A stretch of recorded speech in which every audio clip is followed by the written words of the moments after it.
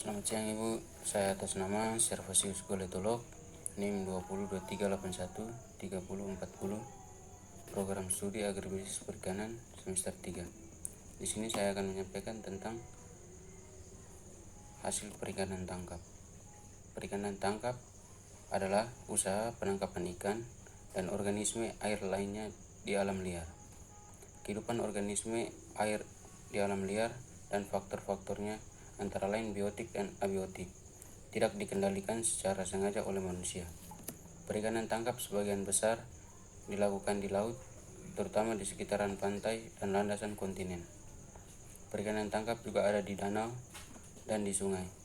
Masalah yang mengemuka di dalam perikanan tangkap adalah penangkapan yang berlebihan dan polusi laut. Sejumlah spesies penurunan populasi dalam jumlah yang signifikan dan berada dalam ancaman yang punah. Hal ini mengakibatkan jumlah tangkapan ikan di alam liar dapat mengalami penurunan secara umum. Tangkapan laut dan perairan darat. Berdasarkan data FAO, hasil tangkapan dunia oleh perikanan komersial pada tahun 2010 mencapai 88,6 juta ton dan 0,9 juta ton berupa tanaman air, yakni antara lain rumput laut dan sebagainya. Jumlah ini dibedakan dengan 59,9 juta ton dan 19,0 juta ton tanaman air yang dihasilkan budidaya perairan. Faktor yang mempengaruhi perikanan tangkap antara lain topografi air laut. Produksi perikanan tangkap sebagian besar masih ditentukan oleh topografi laut, termasuk interaksi dengan arus laut dan tingkat pencahayaan sinar matahari pada kedalaman tertentu. Yang kedua, arus air laut. Arus laut adalah pergerakan air laut yang terarah dan kontinu. Arus laut adalah aliran air yang bergerak karena gaya yang bekerja pada air seperti rotasi bumi, angin, perbedaan temperatur dan kadar garam, dan gravitasi bulan. Yang ketiga, biomasa. Di lautan, rantai makanan umumnya mengikuti pola. Yang pertama, fitoplankton,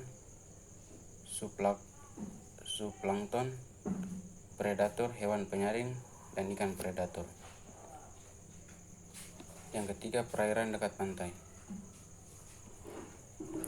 Estuari adalah badan air dekat pantai di mana suatu atau lebih suatu terhubung dengan laut melalui estuari. Laguna adalah badan air asin atau air payau yang relatif dangkal. Zona pasang surut adalah bagian dari laut yang terpapar udara ketika air surut dan tenggelam ketika pasang tinggi. Zona litoral adalah bagian dari laut yang terdekat dengan garis pantai. Istilah litoral berasal dari bahasa Latin, yaitu litoralis yang berarti pantai laut. Zona neritik adalah bagian dari laut yang melebar dari zona litoral sampai ke landasan benua. Terumbu karang adalah struktur organik yang diproduksi oleh organisme hidup berada di perairan tropis dangkal dengan sedikit nutrisi di dalam air.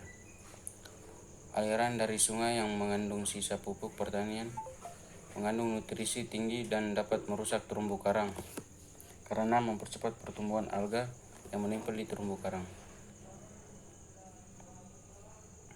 Spesies yang terancam dalam perikanan tangkap. Standar dunia mengenai pencatatan spesies laut adalah daftar adalah dari prioritas konservasi kelautan di dunia.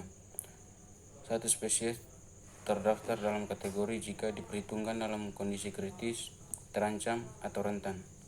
Kategori lainnya seperti hampir terancam dan kekurangan data. Spesies laut. Hingga tahun 2008 telah menilai sebanyak 3.000 spesies laut. Hal ini termasuk penilaian spesies dalam kategori hiu dan pari, kerapu, terumbu karang, penyu, burung laut, dan mamalia laut. Hampir setengah dari kelompok tersebut dikategorikan terancam.